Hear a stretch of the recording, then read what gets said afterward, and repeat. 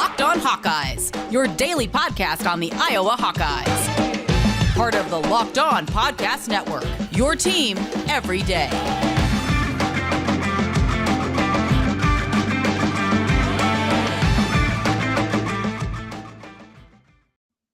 Welcome back, Hawkeye Nation, to a Friday morning episode of the Locked On Hawkeyes podcast, your daily podcast covering your Iowa Hawkeyes and the Locked On Podcast Network.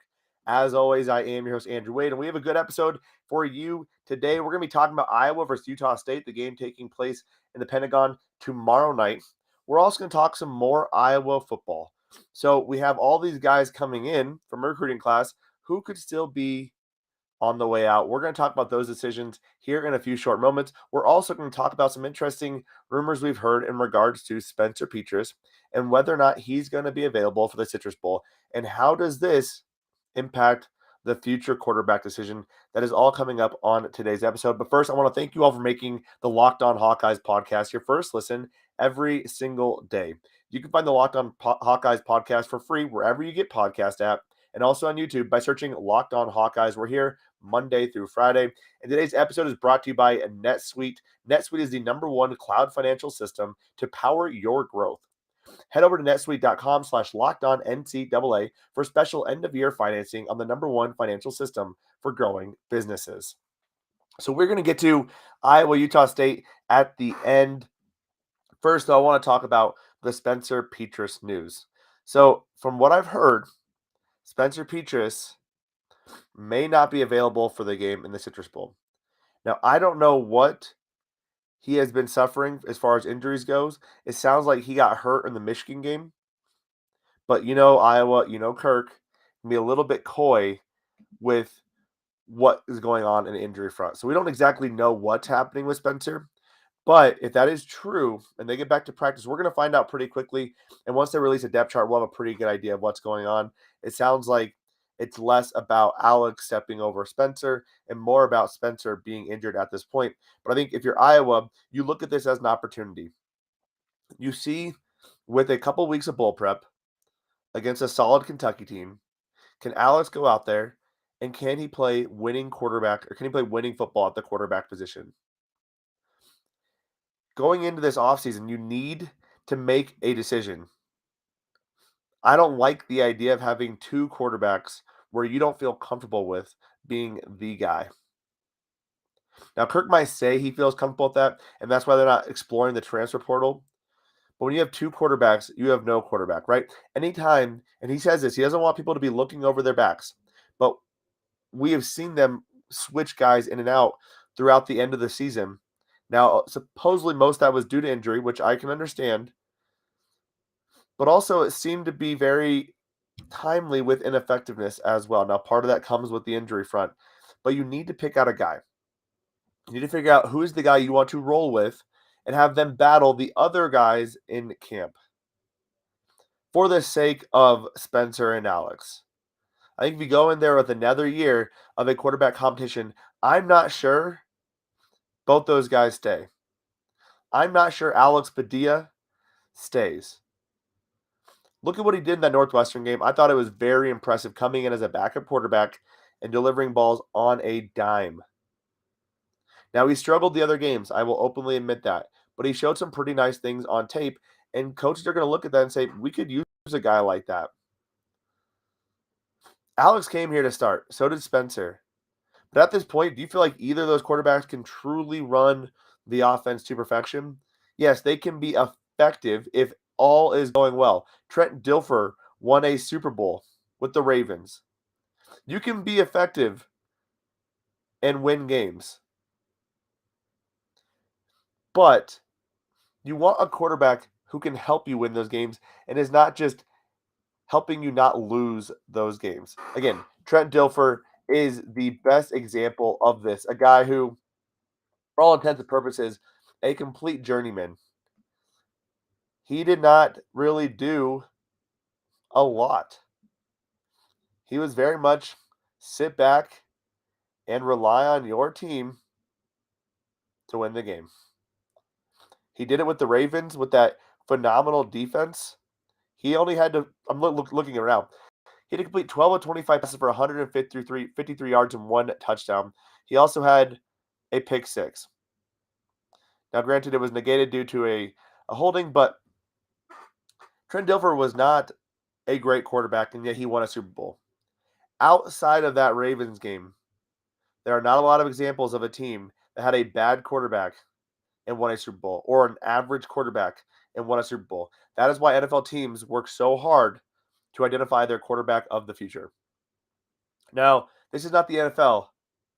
However, it does still ring true. Look at teams with good quarterbacks.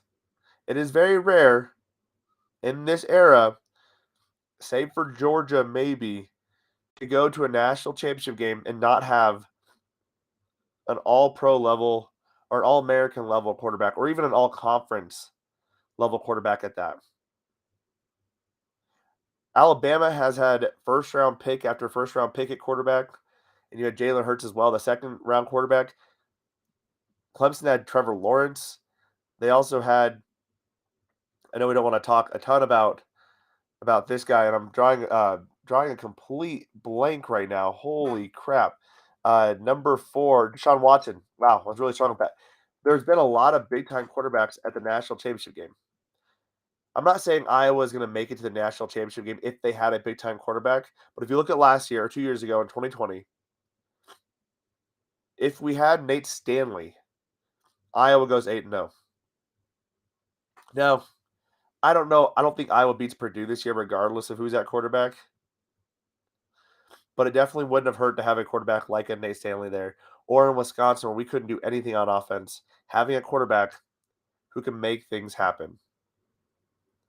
It'll be interesting to see what happens. Again, when the depth chart comes out, we'll have a bit more information. Right now, Iowa's been mostly focused on recruiting. They're going to turn their attention to the bowl game starting next week after finals week this week.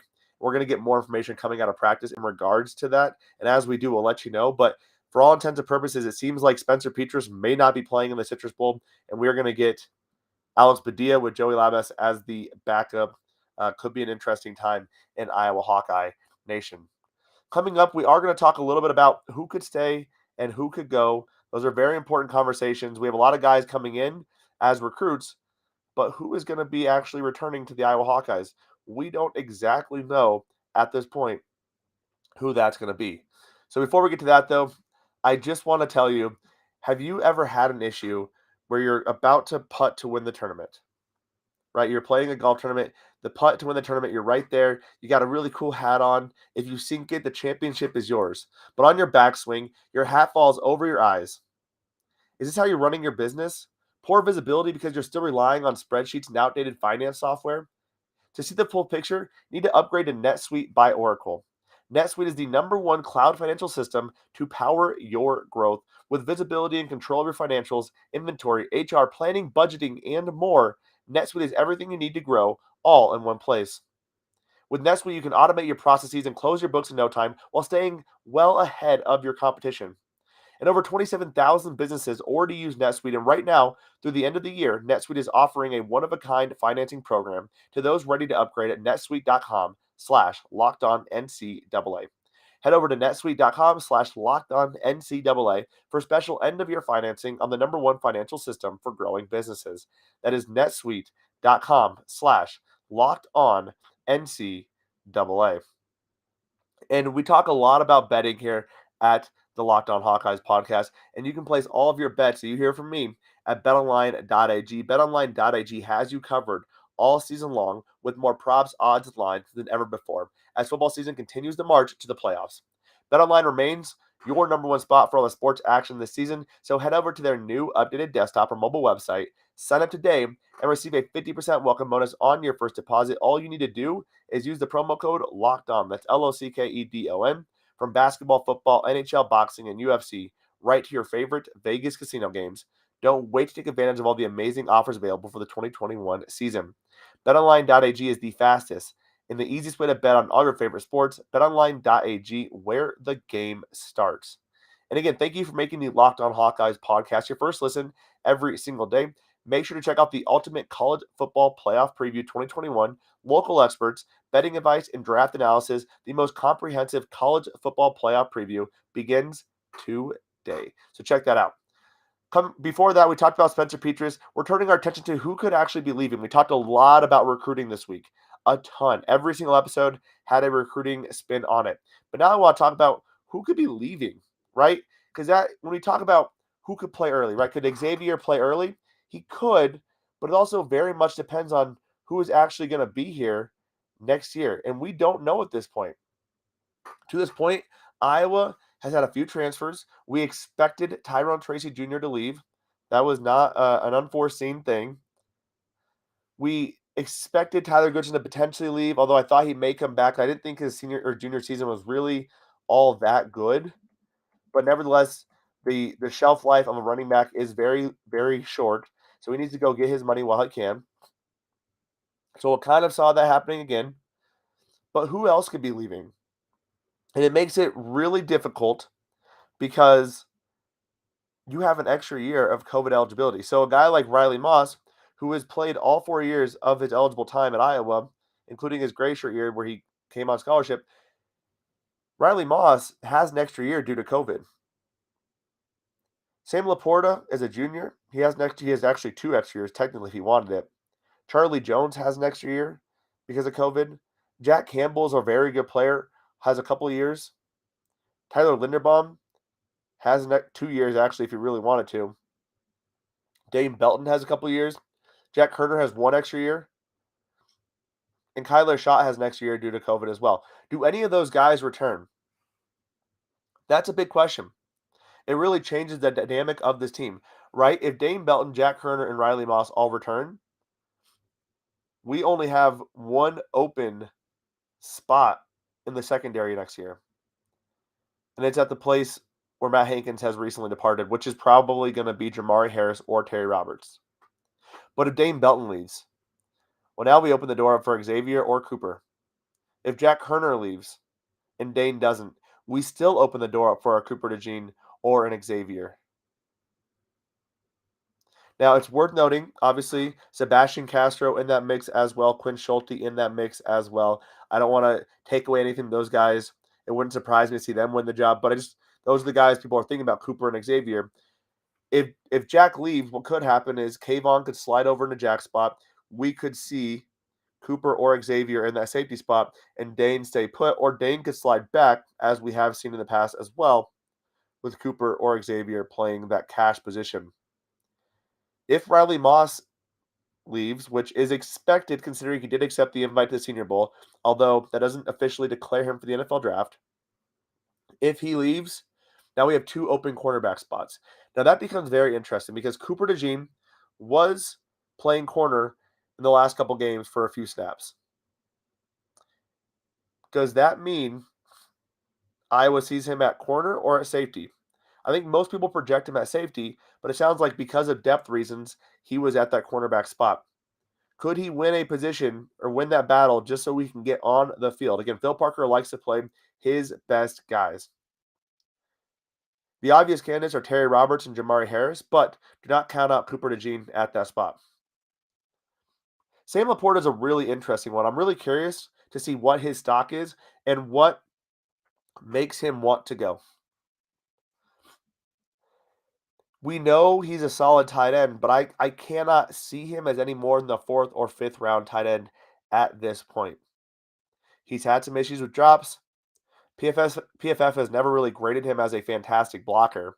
Now, I think he's a great tight end, but I think with another year with a potentially better quarterback situation, Sam Laporta could rise up the draft scout world. Excuse me. No words are coming out there. So when we look at it, Dane Belton, I think, could be a mid to late round draft pick, kind of Geno Stone-like a little bit. Tyler Linderbaum, I'd be so shocked if he returns. The only thing we have going in our favor is the fact that he loves Iowa and he can make some money off of NIL. But when you have that kind of money in front of you, you have to take it. It's just TJ Hawkinson dealt the same thing. You have to take that money. You have won so many awards. You have nothing to win from a college football perspective. The only thing that you have left is maybe get your degree, which he does want to do. But is that enough, and has he finished already? Dane Belton, I'd be shocked if he left. Jack Herner, I really feel like he is going. He went out on senior day. I think he's kind of hit his ceiling for what he can do. You might as well take your shot at the NFL.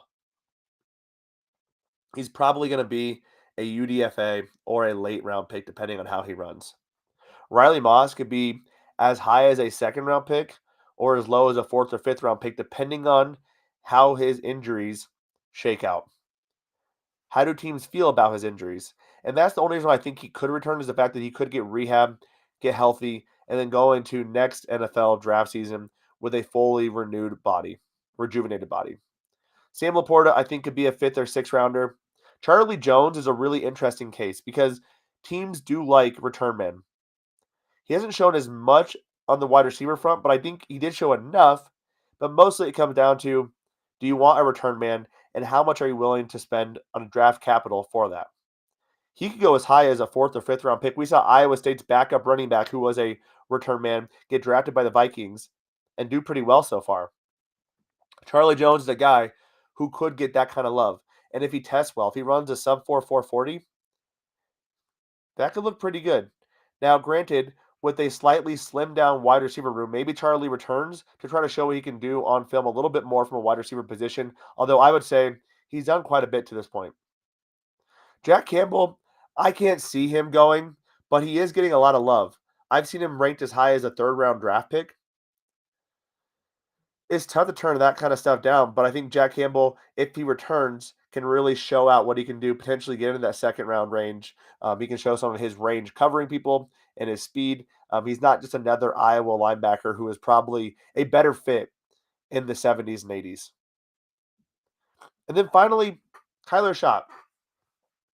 Kyler Schott was looked at as one of the better offensive guards coming into the season. He injures himself jumping off a tractor, truck, trailer, whatever you want to call it. Kind of struggle, had an up and down season. Does he come back? I think it would help his draft stock if he were able to come back and have a dominant season at the guard position. Does he feel like he can have that, or does he feel like he hit his ceiling? That's kind of the main thing here. I think Kyler Schott should come back, but whether or not he comes back, I think is more 50-50 than we think it is at this point. So that's kind of who could stay, who could go. As we get more news, we'll definitely make sure to cover that. We're also going to talk about opt-outs and what that means for the sake of bowls. Iowa has not typically had this issue, but a lot of bigger schools have in the past. We're going to talk about that, and is there a way to fix that? That's going to be coming up on a future episode. Coming up, though, in a few short moments, we're going to talk to you about the Iowa-Utah State game. Before we get to that, though, the holiday season is right around the corner. In fact, we're actually in the holiday season right now. So grab the protein bar that tastes like a candy bar, or even better than a candy bar. It is a Built Bar. Filled with so much holiday goodness, rich with decadent flavor, covered in chocolate, but amazingly low in calories, sugar, net carbs, and fat, and high in protein, you honestly get the best of both worlds, delicious and healthy. So many flavors. Honestly, you're going to have a hard time choosing, and they have new flavors coming out almost every single day. So you have to constantly be checking their website. You don't want to miss out on a fantastic limited time flavor like white chocolate birthday cake with sprinkles or eggnog. So, with this season, it's tough. A lot of junk food around. Grab yourself something that tastes just as good, but has so much better health benefits for you. And go grab some of the new flavors they have or the new kind of treats they have as well. The Built Bar Puffs, a little bit different consistency, but just as awesome, kind of a different variety and spin on the Built Bar itself. So go to built.com. You can try all this stuff at built.com, built.com, and use the promo code LOCKED15. That's LOCKED15, and you'll get 15% off your next order. That's built.com, LOCKED15 for 15% off your next order. All right, y'all, we talked a lot about football. Let's get into the basketball game taking place tomorrow night. Iowa versus Utah State. Iowa's had over a week off since a pretty rough outing, losing to Purdue, losing to Illinois, and getting just creamed by Iowa State. This game is going to be basically a bounce-back game. They cannot afford to lose this game. They need to get some positive momentum going into some of their cupcake games before the conference schedule begins. Now, when you look at Utah State, they're not a bad team. They have a new coach, a few new players, but they are still a pretty solid team, a very strong shooting team. They have 4 guys shooting over 37% from 3, including their 2 big men. Justin Bean is shooting over 50%. Brandon Horvath is shooting over 40%. Those guys are going to be dangerous against Iowa. What I'm really interested in seeing, though, is really three things from the Hawks. Can Keegan Murray come out and be healthy, and can he take over this game? Can Patrick McCaffrey be, excuse me, I'm a little bit sick. Can Patrick McCaffrey be the guy we need him to be, which is a Joe Wieskamp-like guy? We don't need him to shoot threes, but we need Patrick to be kind of that stretch wing kind of guy, a guy who can get down low and get rebounds and is willing to get involved there. Can he convert around the glass? We've seen so many good things from Patrick McCaffrey, but we haven't seen him put it all together, right? One night he's shooting really well. One night he's driving really well. One night he's running the floor really well. We need to see him put all of those things together. Patrick McCaffrey has so much talent, and I would like to see him put it together against Utah State. And also, what is going to be the leash for this ones and twos rotation, the point guard and shooting guard? In a press conference earlier this week, Fran McCaffrey talked about that rotation, and he said, we have a lot of options at that position. I'm not going to make any changes in right now with what he's doing. I'm not going to make any changes at all with who is starting. I'm comfortable with those guys, but as the game goes on, as different things happen, you try different combinations. We did have J-Bo in there at the point for a little bit in the previous game. I'm very comfortable with Joe, with Aaron. You put J-Bo in there, it gives you more flexibility to play Tony and Peyton. Peyton gives you a little bit more three-point shooting abilities. And then we have Connor, who can play that position as well. So for those of you clamoring for Tony Perkins or Aaron Eulis, it is not happening anytime soon, but I am interested to see what is that leash and how quickly is Fran getting a feel for what this game is going to look like. Having Jordan Bohannon in there makes sense because then you do have the ability to play Tony Perkins, who can play a little bit better defense.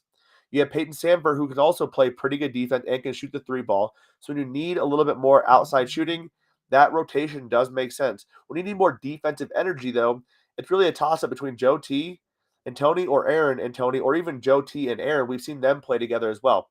It's a good problem to have as long as Fran can figure out what needs to happen in each game and they can work and coexist together. Rebounding is another thing I want to see. Can Iowa pick it up on the boards? They have been absolutely slaughtered. Now, in previous years, they've gotten beaten on the boards, but never as bad as what I've seen in the last couple of games. It has been absolutely ridiculous. And Fran got asked a question about rebounding and kind of what they need to do, and he had an interesting thing. He mentioned the fact that it is a lot of effort, but he said there's a challenge to the guys, and again, it's a collective thing. It's not okay. My threes, fours, and fives have to do a better job, which they do. But 1, 2, 3, 4, 5, everyone that's out there has to do a better job rebounding. And we have to make sure we're not leaking because we like to run. How many are they sending to the glass? Some teams will send 4, some teams will send 1, and they'll drop 4. They'll drop 3. Who knows? So for us, we just have to keep them all in there until we get the ball back, and then we can run. Again, it's an interesting situation. Fran's teams like to play with a significant amount of tempo. We've seen this team be willing to get in transition very quickly and can score very quickly, and that's demoralizing. But what's more demoralizing is when you have those guys dropping back to get ready for that outlet pass, and all of a sudden the other team gets an open three because the ball bounced them. It'll be interesting to see what does Iowa do in this game to ensure they don't lose the rebounding battle. Now, Utah State is not a very good rebounding team, so that gives Iowa a little bit of an opportunity there to try to pick it up in this game. He also mentioned the fact that Joe Wieskamp was a very good rebounder, and they're looking for Patrick McCaffrey to really be that guy. He said, so we've been encouraging Patrick. He had 4 in the last game. You've got to be up in that 5, 6, 7 range. Wieskamp was at 7. I think that has helped him when the pros were looking at him. It's like this guy makes shots, but he also rebounds, and they need that. We all do. So again, we talked about Patrick McCaffrey. I want to see him put it all together. Can Patrick McCaffrey be a little bit more involved on the defensive end, getting those rebounds, and then helping run the offense in transition? That'll be interesting to see as well. The only other thing I want to cover is the fact that when you look at Utah State, I think it's important to cover some of the contextual pieces, some of the scheduling pieces. So far, Utah State has 3 losses, one to UC Davis, which is 192nd according to KenPom. They lost to St. Mary's in a close game on the road, or at home, excuse me. St. Mary's ranked 37th according to KenPom. BYU they lost to as well, 25th according to KenPom. They've also beaten 35th ranked Oklahoma. And right now, Utah State is a very good matchup for Iowa. 42nd in adjusted offense, 71st in adjusted defense. Iowa right now, their defense has really struggled, 116th. So this is an opportunity to play a solid offense, a very strong shooting team. Again, They love to shoot the three. They are 59th in the nation in terms of three-pointer distribution. It's pretty good.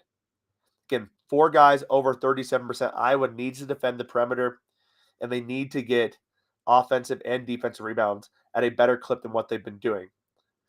Now, defensively, Utah State, not a very good defensive team, all things considered.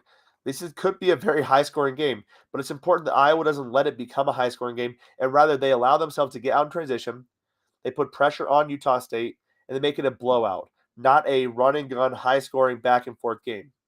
That's usually what happens. They struggle with closing out on defense when they're playing such good offense, and the defense is allowing them to do that, and that's where Iowa gets in a lot of trouble. So that'll be one of the things I'm also watching in this game as well. So to kind of wrap it up, can Keegan Murray come back healthy, and can he be effective? What can Patrick McCaffrey do? Can Patrick McCaffrey kind of be the all-around guy we've been looking for? What is the leash going to be on Iowa's guard situation? Can they improve rebounding? And can they stay consistent on the defensive end of the basketball court and stop Utah State and not allow Utah State to make plays offensively and keep themselves in the game? Those are the things I'm watching for in tomorrow's game. We're going to be breaking down the outcome of that game on Monday's show, but that will do it for our show today. If you want more betting advice, right? If you want betting advice on other non-Iowa games, I would highly recommend you check out the Locked On Bets podcast hosted by your boy Q and handicapping expert Lee Sterling of Paramount Sports. They do a great job giving you 3 to 4 picks every single day that you can bet on at betonline.ag. But that will do it for our show today, Hawkeye Nation. Unless something breaking comes out or someone's transferring, we are going to be back on Monday giving you all the news you need to know about your Iowa Hawkeyes. Thank you all for tuning in. Have a fantastic Friday, an even better weekend. And as always, Hawkeye Nation, let's go Hawks.